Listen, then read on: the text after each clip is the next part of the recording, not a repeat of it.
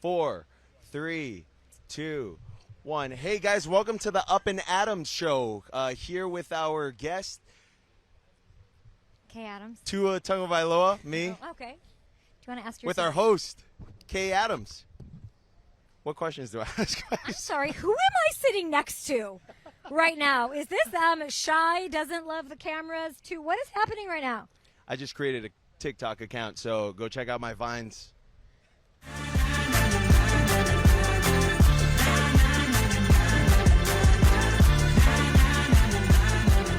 Tua. What's up? Have you always been this way? We just didn't know it. What's going on? I feel like everyone is saying, even your coach, you're blossoming. What does that mean? Well, I would say I've always been this way. A lot of the guys that I'm really close with know how I am. I wouldn't say too shy, but I wouldn't say life of the party. But I mean, this is my personality, and yeah, I guess that's it. Congrats on the contract. Thank you. How do you feel? Feel good. Feels good getting paid. And it feels good that that's over with and that we can move forward from that and focus on football. What does it do to you? Does it impact you at all that you play freer? People are trying to connect that being done, which is great, and your elevation.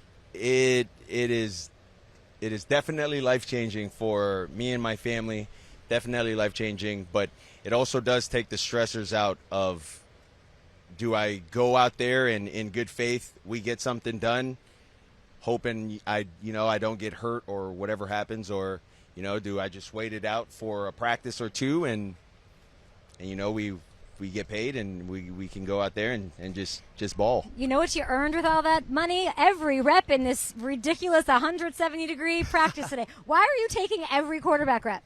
Well, I felt for myself I left the field practicing Thursday, right?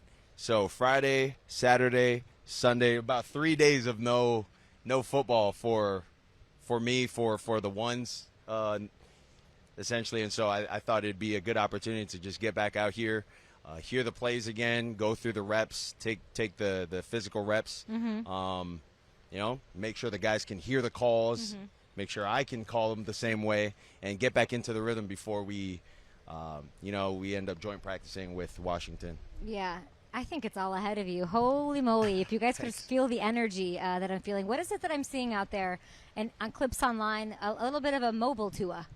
What's up with that? Do you like being out of the pocket? Well, I would like to say as a quarterback, you want to be a passer before you become a runner. And so that's sort of the same philosophy that I have. But if I do need to run, that I can run, and I'm capable of doing that to help the team. I'm just trying to think, with the speed on this offense, no DB can keep up with Tyreek and Waddle anyway. And then if you decide to just prance around and do a TikTok dance or something, or a Vine, if you will, I can't imagine the exhaustion of the DBs in the AFC East, Tua. Well, like I said, I'm looking to throw the ball. I'm looking to be a thrower before I'm a runner. But if I need to help the team, I'm going to be running. McDaniel. Oh, my gosh. Cardinal sin. I said McDaniels. Insane. Has Coach your relationship McDaniel evolved? Or is it the same thing from day one where he came out and he said, that's my guy, I love him? Has it changed at all? It has changed in some sorts. But for the most part, that's how Mike has been throughout the entire process. And in relationships, you need to go through the ups and downs in order for that relationship to grow, in order for that relationship to get stronger. And I think we've gone through the ringer a little bit with it, and you just grow more fond of the people that you go through things with. And the more you go through those things and you come out better, that's sort of what it was with our relationship. I feel like Coach trash talks a lot. Let's just get into it. Is he elite, all pro level, rookie level still? Where is he in his trash talk journey? Yeah, he's all right. He's all right. Not too bad. I wouldn't say he's at the top of the top with his trash talking, but it's getting better. It's getting better, that's for sure. What is the art of handling Tyreek Hill? Because I wish you and I would have had this conversation before he came on my set. The art. the art. What is the art of handling, enjoying, embracing? What is the key to Tyreek Hill as a quarterback? I think the key, not just to Tyreek, but just to all of our guys, is you got to be real with them. You got to be able to love on them just as much as you want to scold them or you want to tell them what they're not doing right. And having those tough conversations, I think they really respect that, but doing it in a way that's respectable because of who they are. Like some of the guys on the team, like you got to pull them to the side and not do that in front of guys. Some guys, they're okay with you doing that in front of guys. Who taught you this? Because I'm hearing you're more vocal. I'm hearing you're taking this step and you're like you're taking accountability or enforcing that on your players. When did that happen? Are you reading books? Are you talking to Manti? Are you like what does that look like? I think it's just emotional intelligence, like being. I don't know. I've been around a lot of football, but a lot of different players. Being from Hawaii, coming out to Alabama, guys from different backgrounds and whatnot, and sort of seeing how guys react to coaches. Okay, I take that as that guy doesn't like this. Let me just note that. So if I talk to this guy, let me just, hey yo, like, you got a second? And you just pull him to the side and you talk to him like that. And then, like, it's all trial and error, in my opinion. You go and you tell someone they shouldn't be doing that in front of everyone. And if they bark back, they don't like it. Okay, I got you. Then you go, you pull them to the side. Yo, like, I didn't mean anything by that. It's just this is what, like, your position entails for you to do on this play. Like, I'm going to need you to do that. Man, this whole day I've been here and I've been asking the PR people, how does this work? You have so many stars. How does it work? And I think you account more than I ever thought that I would give credit to. You think so? Yeah. I can just, your presence, your vibe, like, you are why this works, Tua. Well, takes a team. Yeah. Takes a Another village. perfect freaking answer out of you. I need to know the advantage of being a lefty quarterback. I saw Penix do his thing. You got a little competition coming in the left. I'm a lefty. You're a lefty. How would you describe your advantage? I would say the advantage that I have is a lot of teams essentially don't have a left-handed quarterback. So as they're trying to simulate what we do on the fly, it just doesn't match up the same with the timing, obviously the speed that we have. And then when I drop back, just they're so used to righties having their backs this way. Right. Obviously, mine's is the other way. So if I'm having to throw the ball left side, I'm obviously more open that way. So if I'm looking this way and I have to snap back, it's a little easier for me to throw it that way. Could be a little confusing for guys that are on the backside of the spectrum, looking at that.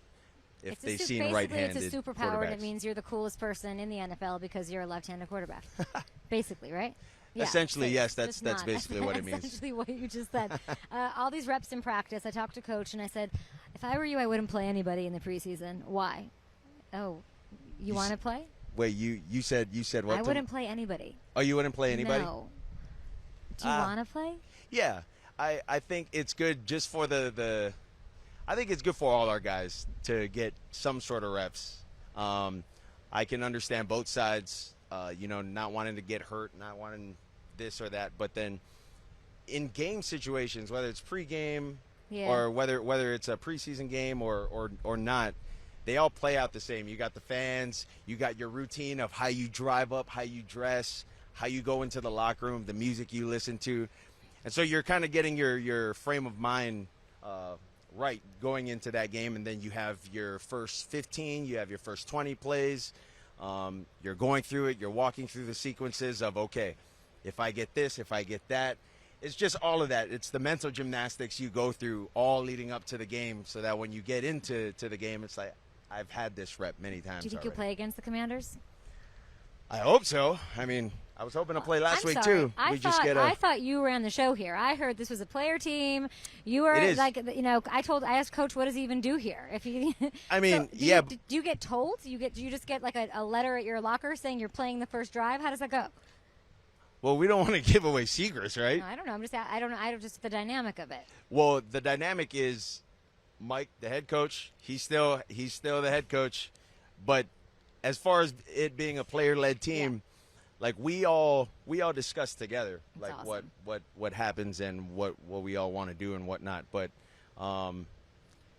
yeah, would love to play, but we're also trying to get our guys, you know, our 2s and 3s, guys some reps to get some film out there. You know, wanted to play. You wanted to play last week. Well, just a series or two, just get in, you know, see how it feels. Yeah, Get I don't a know. feel. Good feel. People love snap counts and stuff. I don't know why, but people are obsessed with that.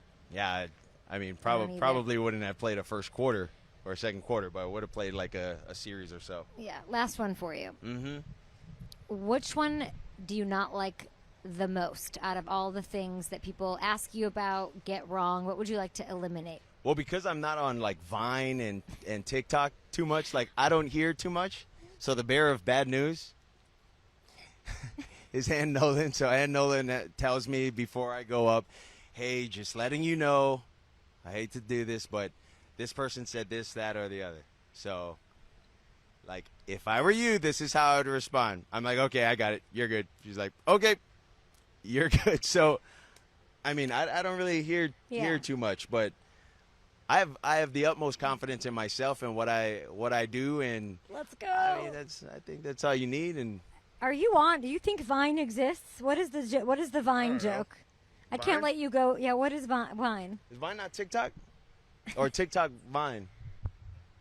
I'd like you to meet your Super Bowl champion winning quarterback because he doesn't know what the F TikTok or Vine is. But Tua guess what? Tagovailoa. I know YouTube Shorts. I'm on YouTube Shorts, baby. Number 1 on the top Number 100 players list. How does it feel, Tyreek Hill? How does it feel? It feels amazing, but life around my house still feels the same. Yeah, you got a busy house. I made my house busy every fucking second.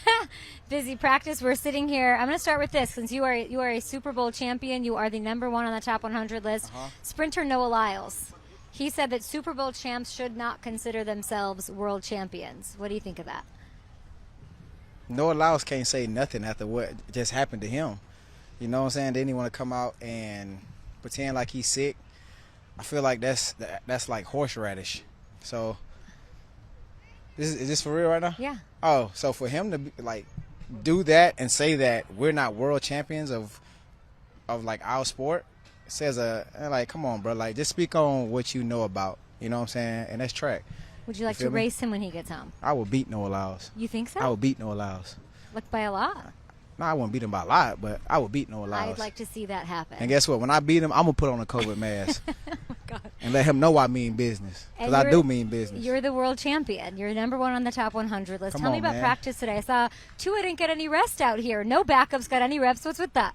Hey, man, like we just trying to build greatness around here. And Tua, he's just one of those guys, comes into work each and every day, prepared, you know, and he knew that today he was going to get all the reps, you know, and that's what he did. He came out here. He worked on what he needed to work on.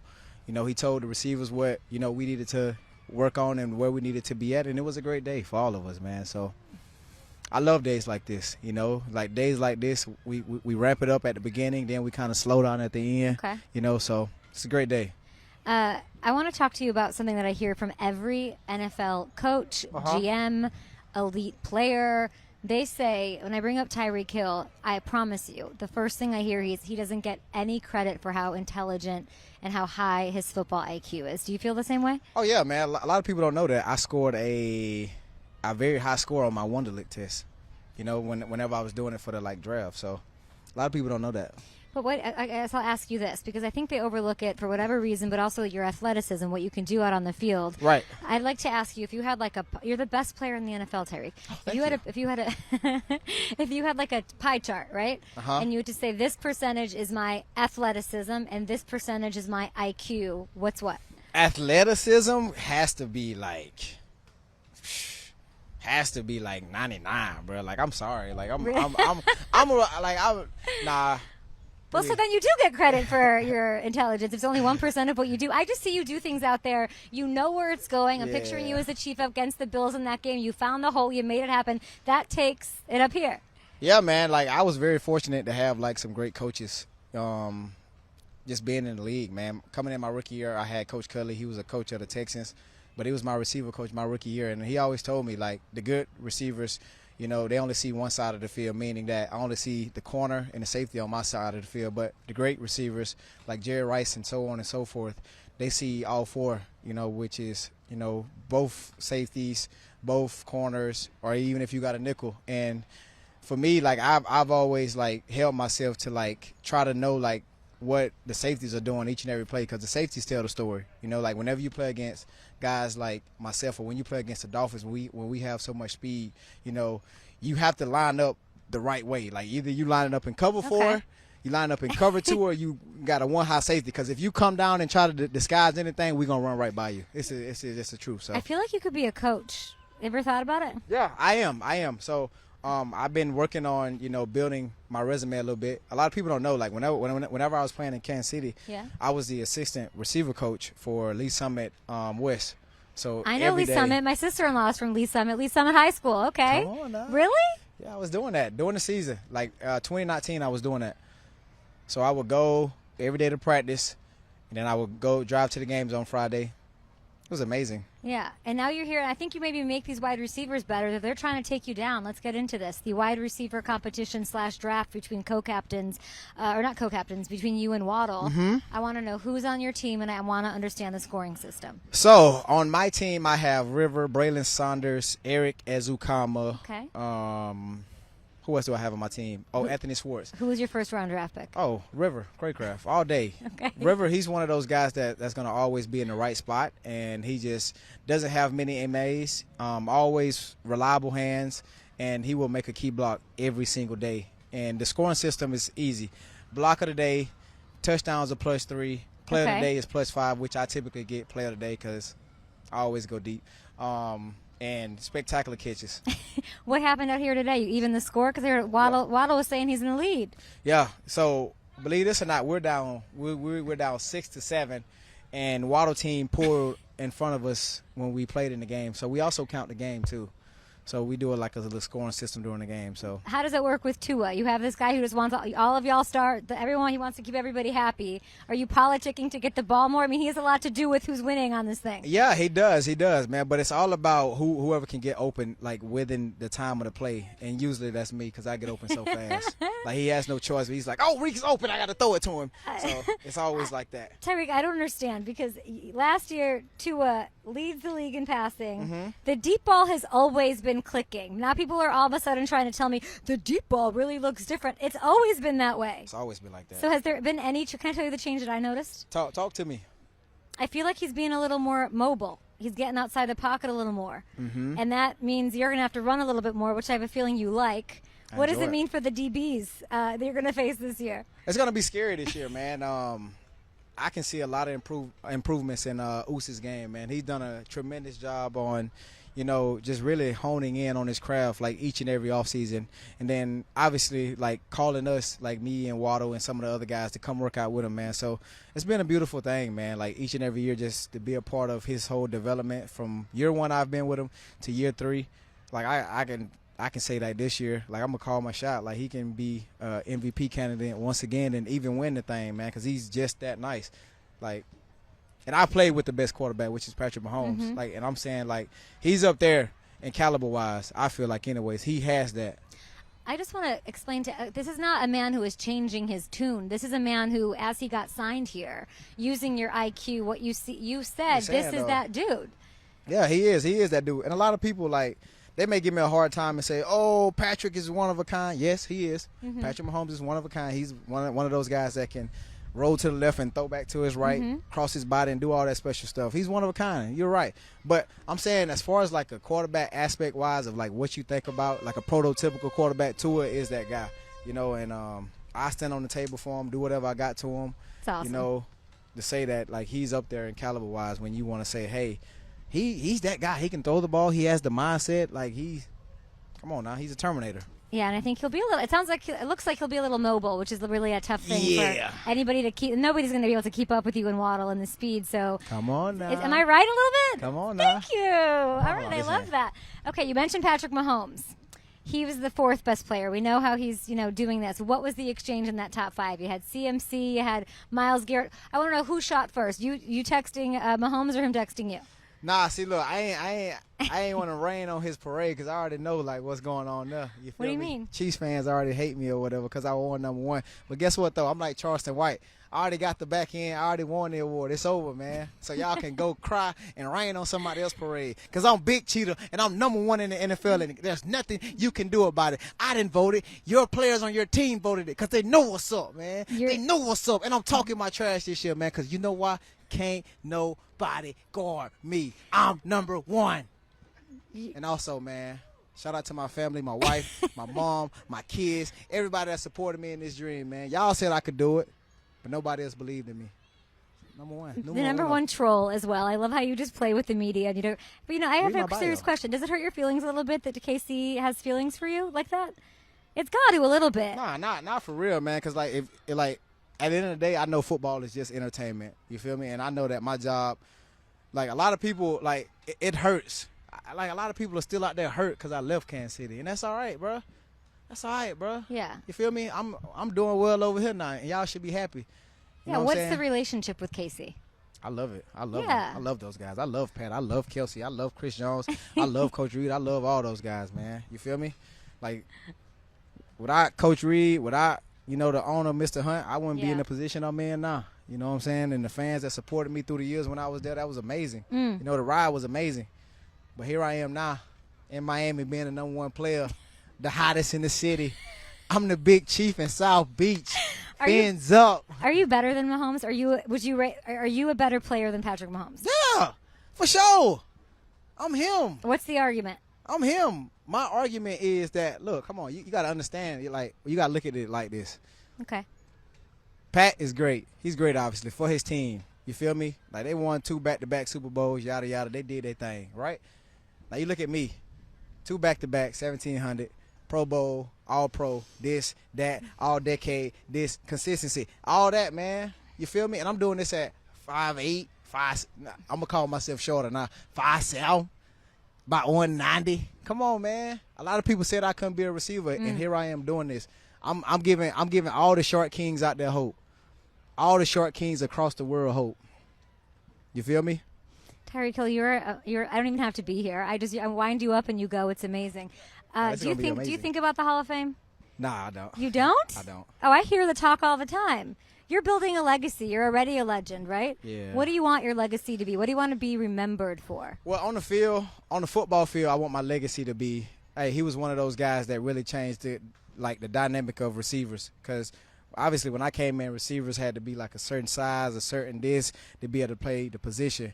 But then, like, once guys notice that, hey, he can do it, we're going to start drafting guys behind him also that we think can also do it. And for me to be able to be a part of that wave where other teams thought that they can develop a one-of-one, I love it, man. Like, that's my legacy right there, man. Like, I just want to be a part of something that was special. So Mike McDaniel's one-of-one. He is. Man, I've never met him, I met him and said, oh, my gosh, he's just got me. He's so thoughtful. He's incredible. How much credit will he get at your Hall of Fame speech for what he let you do out here? He's gonna get a lot, man. Because the one thing I will say, man, one thing about Coach, like, he makes everybody feel comfortable. You know what I'm saying? Like, my family, myself, everybody in the whole entire building. Like, he makes sure everybody is set. Like, he's a true leader. You feel me? And I love that. I love that about the guy, man. And he allows me as a player, as a person, to show my personality, man. So I absolutely love it, man. Like, you see me, I'm coming out here being #1, back-to-back years, doing my thing with Tua and him. So there's nothing much to be said. So that's it. And you want to race sprinter Noah Lyles, which I love. Did we miss anything? I'm just like riveted by this. I don't think I want to race bro no more, because if I race him and then I beat him, then like he gonna complain and say he had COVID or something. So. And, like, I know all the track people going to get on there and say, oh, football speed is different from track speed. And Tyreek, you think Tyreek can beat him? Yeah. Carl Lewis and Michael Johnson are going to say, yeah, Tyreek, you can't beat him. Oh, my but gosh. you don't know what I can do, bro. They also said I couldn't play receiver, and guess what I did? Huh? Jalen Ramsey. I became the #1 receiver in the NFL. #1 player in the NFL. So you don't say what I can't do. You can't beat Noah Lyles because you washed up. But me, There's no limits to me. My name is Cheetah. My producers put a question that said, "Who talks more trash out there, you, Jalen, or Mike McDaniel?" I think we know the answer. Me. I think we know the answer. Teron Armstead is waiting by. How's the new ad? How's having Teron here? I ain't gonna lie, bro. What? I can't wait to bro leave. You know, oh! Nah, let me stop. I love having T stay here, man. He's great. He's great, bro. Teron Armstead is my favorite player on this team. You know why? Because every day I walk inside the building, he's always the same, bro. Like, always has a smile on his face, filled with joy, filled with happiness. I'm like, bro, I need some of that happiness, bro. Let me get some of that. So that's why I always talk to him, man, because he always bringing positive vibes inside the building. And also, I didn't add, like, he's a dog on the football field. Like, y'all already know that, man. So, Madden, EA, going to make my dog a 99. He belong in the 99 club. Last one for you. What aren't we talking about enough on this team? Winning the big games. We're not talking about winning the big games? What do you mean? Like what part? What is that? Nah, winning playoffs, bro. Winning the playoff game. Winning in the playoff game. Yeah. People think you can't do it, but y'all were just injured. What do you? I feel like a lot of people talk about it. No How excuses, personally bro. do you take that? I don't take it personal, man. Like, for real. I mean, only thing I took personal was when I signed that contract. I feel like my ass was on the hot seat because if we don't do it this year, they're going to give them more room to get my ass up out of here. So we got to win this year. Yeah. Sitting here with Coach Mike McDaniel, and I got here like 5 minutes ago. I'm sweating. It's a sauna. Yes. And I'm flooded, though, with the joy of Ace Ventura quotes. Yes. And you have a bit of a Marino story? Yeah, so found out one of his biggest regrets of his entire career was being compensated for the film. He took the lump sum instead of the residuals, right? And I think it was something that was that pales in comparison to what it would have gotten. I think he didn't totally see the cult classic. Yeah. You know, he thought it was kind of like word on the street is Jim Carrey showed up in his first like when they were pitching it to him. He showed up in the ensemble he was wearing at the mental institution. Yes, the yes, tutu. yes. The tutu. Yeah, so that's how- Iconic. So he didn't feel very strong about the prospects of it. Ultimately, took a small lump sum that still eats at him to this day. Do you hear from him a lot? Do you guys talk about football? Oh yeah, he's got an office. I see him all the time. He asks me. He'll go, "Hey, Mike, are you cool with me going to a quarterback meeting?" I'm like, absolutely.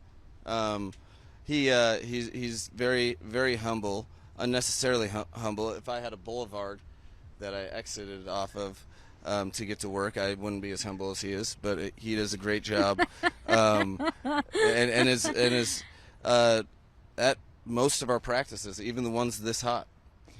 Coach, thanks for doing this interview. It's nice to meet you. Yeah, it's great to meet you. I've heard so many great things that you've said about the Dolphins. I know the fan base is a huge supporter of your show and your thoughts, and every once in a while I do come across some nice things. Thanks, Coach. Generally, you're always throwing some nice things out when there's a lot of not nice things being said. So I like to say appreciate nice that. things. Yeah. I think being celebratory is why I love the game. I came across, I was looking at interviews that you had done, and you told Dan Patrick that you wanted to be a head coach when you were 5 years old. You're Yes. the only person I've ever met, known, or heard of that thought that way. Is that true? Tell me about that. Yes, it was. I was very much a realist. I was living in Greeley, Colorado, so it was like 70,000 people. And on my little league team, I got into every sport that's imaginable. But I think 5 or 6, I was on a flag football team, and I was the second best player on the team. Mm-hmm. And so I just kind of did the math on that, and I didn't see professional sports as a player working out for me. But being from At 5 and 6. Yeah. When everybody wants to be an astronaut, a rock star, an athlete. Yes. You were like, let me go to the local library and take out a John Wooden book? No, it was like, the Denver Broncos this is around the late 80s. They were the only thing going in Colorado. The Nuggets hadn't won anything. The Avs and the Rockies had yet to exist. Mm-hmm. So there was a platform of Denver Broncos were big, just amongst the community. It was like Hollywood to me. And then I think there was probably I was probably the most fired up person when Mike Shanahan got hired with the Broncos in 1995-ish, because he was like 5'8" and change. And I was like, see? Yep. I thought maybe you watched like the Little Giants and were like, that Rick Moranis, that looks fun. Or like, I thought you might cite your biggest influence as Emilio Estevez and the Mighty Ducks. That random, you can't put me past random, so that obscure something is. But no, this one was just like I had a lot of football cards, and I was kind of realistic with the gifts that God gave me or didn't give me. You're a very special, Coach. Just your energy. I don't know if it's like see the aura, tone. I don't know what it is. The tone that you say that Yeah. with is key. Okay, you're very Fair. special. You're very special. Well, I think all coaches are genuine, like they are who they are, right? Mm-hmm. But there's like a levity to you. There's a looseness. Like, do you ever wonder about being taken seriously? Do you consider that? Do you care? Well, I think that was something I do have. I don't know what level, but I do have social awareness. And getting into the profession, I was like, I haven't played professionally, and I know I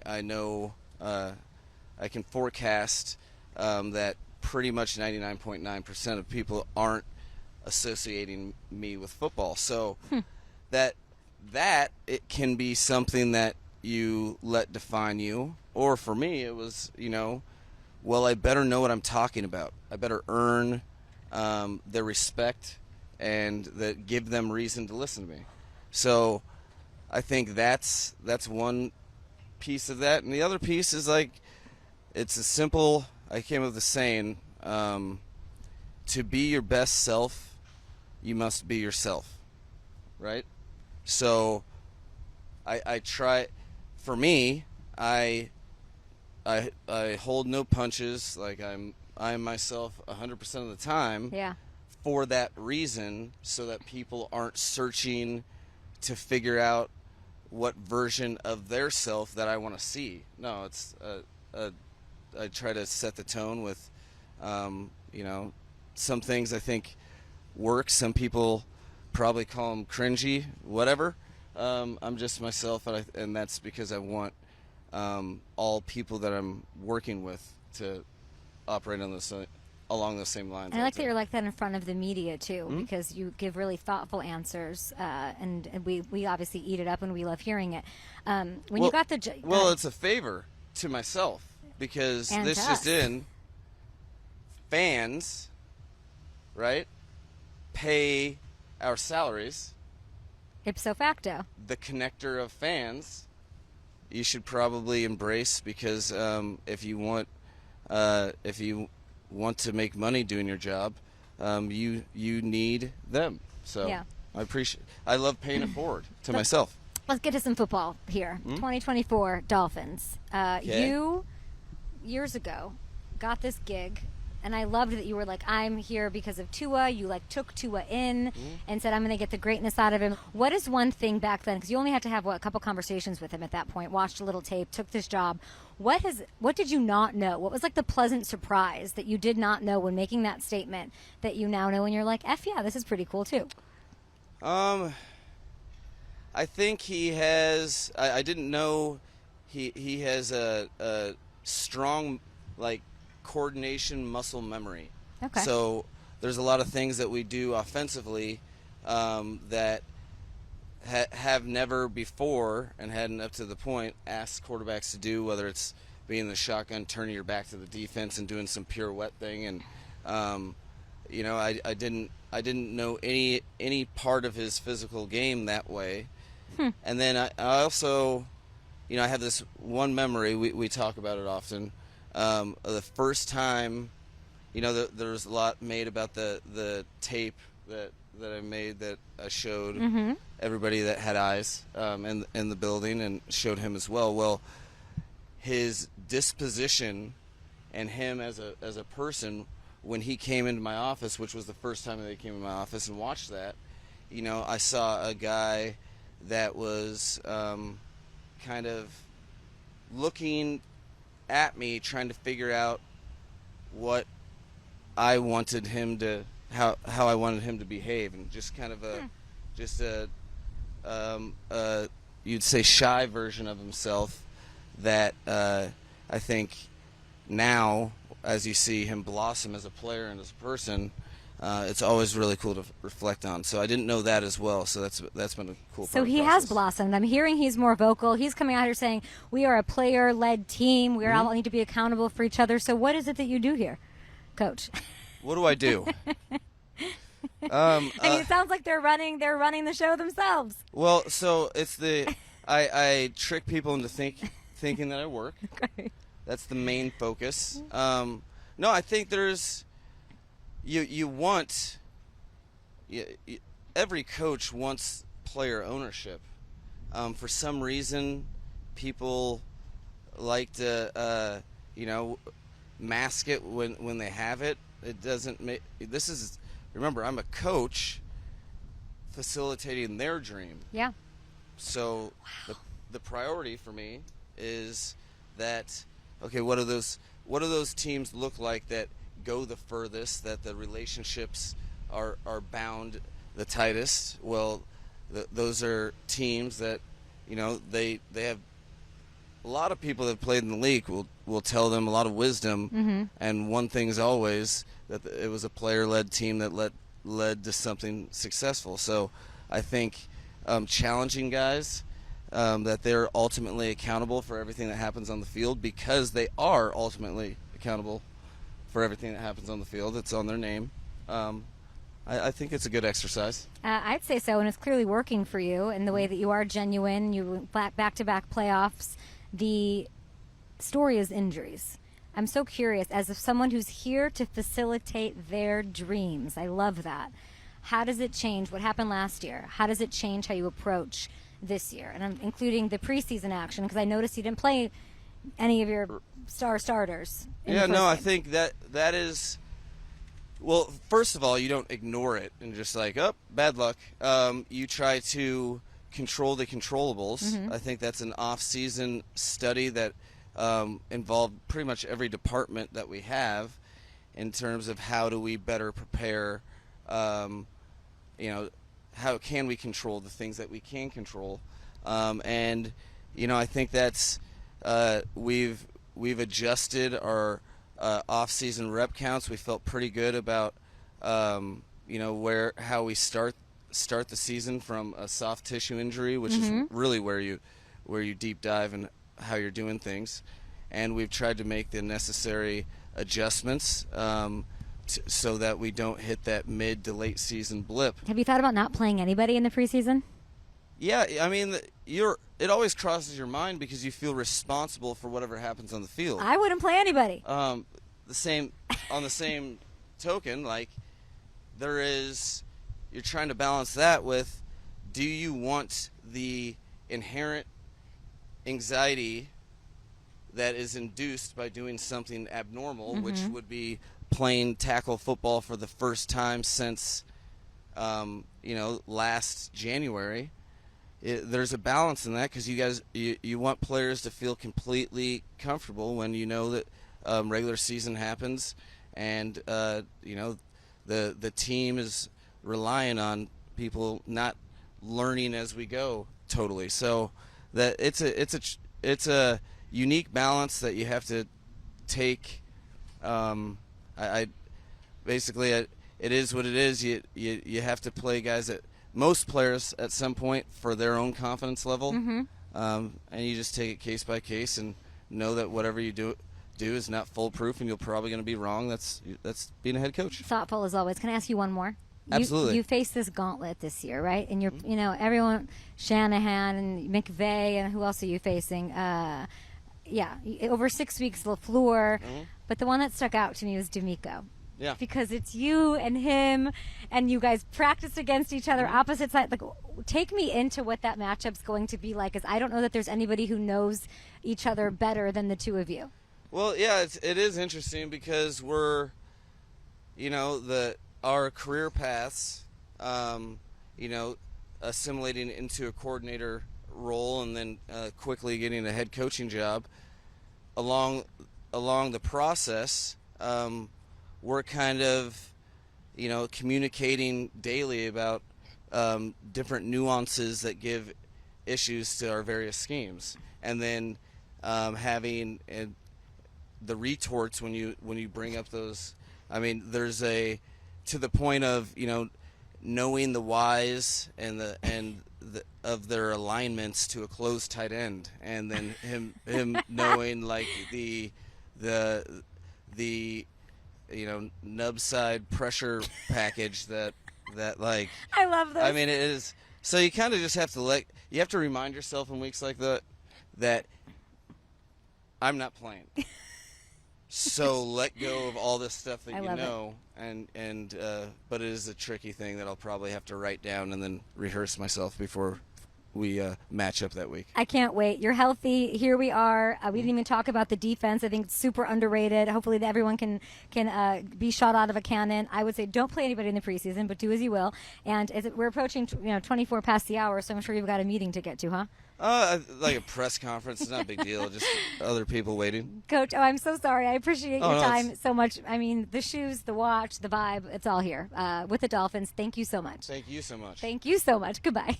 Okay, sitting here with Calais Campbell, I'm going to hit you with really hard questions. You get to pick one, poker or Settlers of Catan. Which one are you picking? Ooh, that's a tough one. For the rest of your life. I love both those games tremendously, but poker is probably my lower Poker? edge. What? I heard that you said that you're better at Settlers of Catan? Catan? We call it Catan, but I think you say it both ways. You're better than that at football. Explain that math to me. I love strategy games, and I've always loved strategy games since I was a kid. Like chess, I grew up on, and me and my brothers, we play all the time. And I've put a lot of hours into Catan. We literally played for like 10 hours in a day. Like we played from we start like 8 and play until like 4 o'clock in the morning before we get addicted. It's bad. Only in off season, of course. Yes. Well, the Bills are playing in season. They're playing every night. Josh Allen thinks he's pretty good. I feel like the real matchup within these two divisional matchups that you have is you and him staying up till 4 in the morning playing Catan. You think you could take him? I'll whip him. Really? That's not even a question. I want all the smoke. What is the key?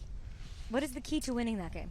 I think any strategy game, though, is being able to see all the angles and then adjust your strategy based off of what people are doing. And so everybody starts off kind of equal, right? I guess where you start in your start position, you can get a better spot based off the board.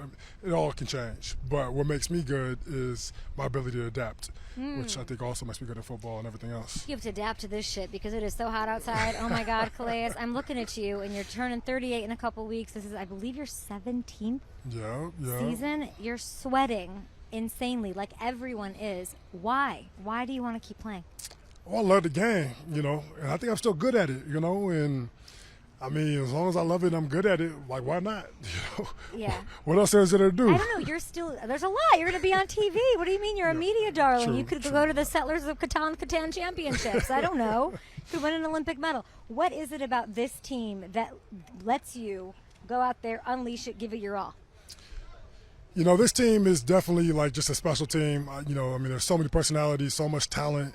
The coach, really all of our coaches, and really the one that really I have the best connection with, is Anthony Weaver, and knowing just what he represents and him coming over from the Ravens and trying to establish a new identity and just a center of excellence. I want to be a part of that. So much admiration for that man. And, when we were talking through the process and, all the other teams that recruited me, we just, it made a lot of sense to come here and try to build something. So, what is it about Anthony Weaver that sort of pulled you in? I think, in this business, you like authenticity, just realness. And just, he has a direct canter You can tell he loves the game. You know, we've talked a lot of football over the years. And, you know, I think that, you know, very few people, I think, share my passion for the game, the way I love it, and just, you know, have that kind of just mentality where, you know, you want to do anything and everything to improve it, but still make it fun, you know, because there's definitely coaches where it's like all football all the time and it's not fun. Yeah, you had a DC like that last year. You weren't here. Yeah. True. And so having a guy that, like, you know, likes to, you know, just he can do the both, like where it's all work, but we also enjoy ourselves. Yeah. I asked Coach Mike McDaniel, you're talking about authenticity, like you've got it in spades on this team. Oh my goodness, I just saw Tyreek Hill. You've got everybody doing, you know, a lot of personalities here. I asked him to define the defense in 3 words, and he said aggressive, strain, like play to the whistle, and multiple. How would you describe this defense? Yeah, I mean, I like his words. I mean, you know, I think our defense is, you know, I think I would say like tenacity. You know, we just have a different kind of level of toughness to us. You know, coming from you, Calais, that's saying something. Yeah, you know, I mean, it is cool to see though. Like literally, the way we run to the ball is unique. You know, like I mean, it's like you know, every time you turn on the tape and you look at the end of the play, you usually have 11 hats in the picture, which you know, like every coach always asks for. It's kind of hard to really demand. You know, I think the way we do things here, though, you know, I mean, it's just like you know, we'd rather go harder and faster, and then we take a few more plays off at the end, you know, of practice. So, you know, like, you know, say we were in Baltimore, you know, we're getting more reps in practice. But here I feel like the reps are going to be a lot more game-like because you're going 100 miles per hour. And that's the Weaver effect, it sounds like. Yeah, I think that's the combination, too. I'm sure that even with McDaniel, I think that's kind of his mentality as well. But I think it's a combination of a few people. But I know right now, like, when I was watching OTAs, I saw a little bit of it. Okay. And then I, you know, got here in a training camp, and I really wasn't sure what to expect. I was shocked. I was surprised. I want to know what the advantages of having Calais Campbell here, not just as a productive. And I love that you said you're still productive. Yes, you've got a lot more to give. It's insane. I don't know how you do it, especially in these conditions, but you do somehow. But what do you add? What a cheat code? What advantage is it having what I assume is a coach in a destructive man's body? Yeah, I mean, it's a balance of a few things. I think, you know, being able to kind of like understand where the coach's like, you know, message is and be able to give it to some of the players in a player mentality, you know, a player perspective, I think it's huge. I also just have so much experience. I kind of seen it all before. So, you know, I could just bring it, you know, like, you know, I can really be just a vessel for a bunch of young guys, you know, trying to work through different things, you know, like just kind of helping them through that process.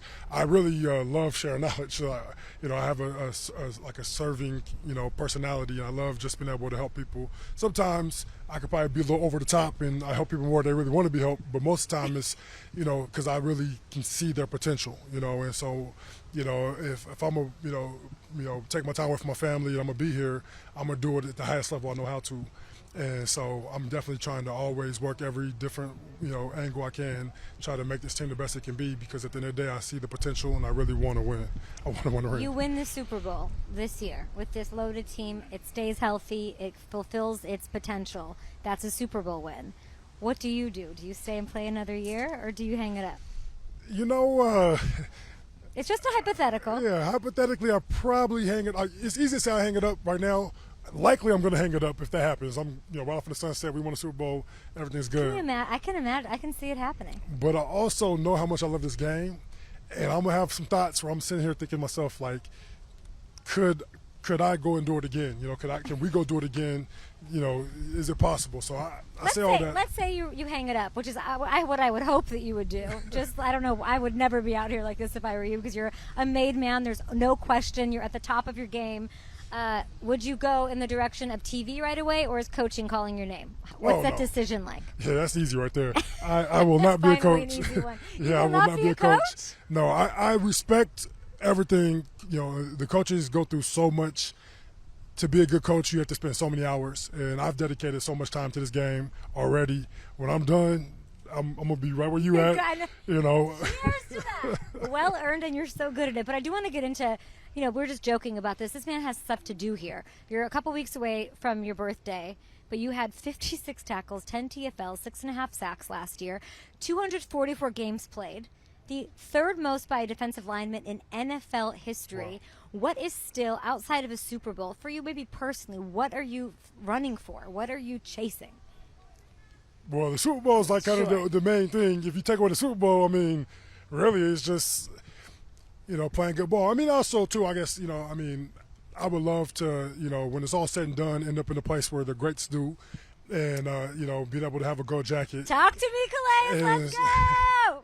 And, a lot of people tell me I've done enough, when I look at all this stuff, I'm like, yeah, maybe. I feel like I have a good shot, right? But, while I'm going to play, why not try to make it undeniable, add to it, and You think just you need the ring? a ring I think would help a whole lot. Plus, I love the game so much. Like, I chased the ring my whole life. Like, I was lucky enough to get to the Super Bowl as a rookie. And like, I didn't realize how big of a deal it was. You're gonna make me cry. But genuinely, I took it for granted, just because I was a young, dumb kid. Yeah. And so, it's there. It's in the back of my head. Let me tell you bad. that's what you're bringing to this team. You're going to make sure every young buck, Jalen Phillips, who I just saw, you are not going to let them not understand the moment, how rare it is and how big it is. And I love that about you, and I love that you're on this team. And you could be that piece, a la Von Miller to the Rams and Eric Weddle, like the OGs who come in, the Tyrann Matthews to the Chiefs, that just sort of are that last vet-style piece that can make it all happen. I can see that in your future, and I hope for it. I'm seeing you can set the record for 17 years between Super Bowls. Is that true? I don't know if do we like that record? Heck yeah, we like it. Let me get to the Super Bowl. I love the record. Okay, get to the Super Bowl, win it. A really quick last one for you. Jalen Phillips, out here, what do I need to know about this young cat? I'm going to tell you right now, he loves ball. They say he's a crazy man out there, which I love because, Okay. I kind of bring a little bit of intensity and craziness, but I do it in like a fun way. I'm so curious to see what he's like on game day. But in practice, the guy brings a different energy, different mentality, and he's a Cane. So, I got so much love for Fellow him. Cane, we know, and this is a homecoming for you. It's all coming full circle, and I am curious to see. What do you mean you don't know what it'll be like on game day? You don't know what Phillips will be like on game day? I know he's gonna make plays, but that energy, I just can't wait to see his energy. He might turn me up to a different level. I don't know. I wish you well. I'll see you in Canton. And of course, you're going to be holding one of these with a CBS and ESPN. They're all going to be bidding for the services whenever you decide to wrap it up. Sitting here with Braxton Berrios, do you want to do 10 minutes on how you're going to propose, or do you want to talk about some football? We'll start with football. Okay. And then get there. I don't know if the world's going to like hearing that, but let's do it. We are here at practice. I hear Waddle and Tyreek have a team. Yep. You are not on Tyreek's team. I am not. Where were you drafted, and what is the score right now? I was Waddle's first pick, and the score, I think we're tied up. You're the number one pick? Let's go, right? bro. Let's no, do this. number one. Tyreek picked first, and then I was Waddle's first pick. Okay. So, respectively, I guess. And then I think it's tied up besides today. So somebody's going to be up one. So it's a battle. It's a battle. I love this. I have Tua here walking over. Tell me about what Coach described to me as he's blossoming. What does that mean to you? How have you seen him blossom? Look at him. Full sleeve, the haircut. You're blossoming. We're talking about you. You're welcome. He's got a smile on his face. It's there. That's all. That's all you need right there. Is there another level to a guy who led the league in passing? I think we've seen it. I wouldn't normally think so, but I think we've seen it this offseason with OTAs and now in training camp. I think there's definitely another level to him, and he's been great so far. How about you? How do you fit into this wide receiver room? Obviously, you're going to crush it with the returns and the rules. What do you make of that? Excited about that, and so excited about the receiver room. Obviously, we added a few guys, and the room's so close as it is, and learning from those guys, and I think we'll be able to spread the ball around pretty evenly. And what if Tyreek wants in on that return game? What if? I guess we'll find out. Ooh, we can share. Ooh, we can share. I share with Reek. Okay. What goals do you have for yourself this year? Let's talk turkey. Those are personal. Okay. Those are personal. Why? Personal goals are personal. Okay. Right? Obviously, win the division, win a playoff game, get to the Super Bowl and win that. That's obviously going to be the team goal, and it starts, with the next practice. Are you an extrovert? I can be both. I think I'm an introvert. If I was in your wide receiver room, I would be drained every day. I think I would go home and have to just not talk to anyone. No, see, those conversations, they recharge you. They make you laugh, and it produces all the emotions that you need to bring you back up. They don't drain you at all. How do you compare this camp uniquely? What makes it stand apart to the ones you've had here and other places? The Heat won, but no, I think we have a great group. We have a great veteran group that really knows how to practice and knows how to set a standard for a team. And then truthfully, we have a incredible group of rookies who have not only fallen in line, but looked up to the veterans and how to do all the right things the right way, and then have gone full gas pedal to the floor. And everybody's coming along so well. How's Odell fitting in? Well. Yeah? Well, yeah, we're excited to get him out there. I want to see him out there. I know, we're excited to get him out there. Good. What does he bring that he can't do right now? Does he bring an energy? Oh, of course. Yeah. Again, he fits right into that receiver room. I mean,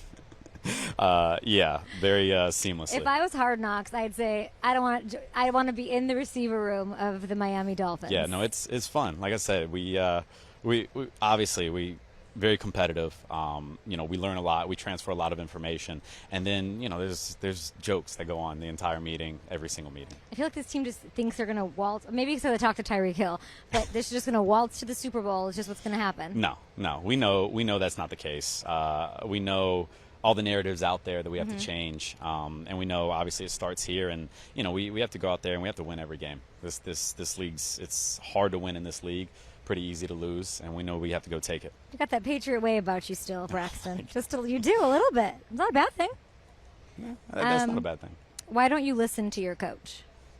In what regard? Oh, I know. Last time I talked to you, I know where you're going. Last with time this. I talked to you, you said your coach told you to get married. It's the best thing that could ever happen. And as far as I can tell, you are not listening. He also stresses a process, right, to everything, to football, to that. You had an answer for this. He stresses this is a process. Bullshit. You he had a stresses canned answer for this. I knew it was somehow, some way going to come. So I'd like to know where you are in the process. Would you like help? We're in the process. My work here is done. We're in it. My work here is done. Tyreek Hill and him are going to share return work somehow. It's all working here. I'm trying to find drama. There's none. And he's in the process. Alex Earl lovers everywhere. We're in the process. Thank you, Braxton. Thank you, Kay. Bye.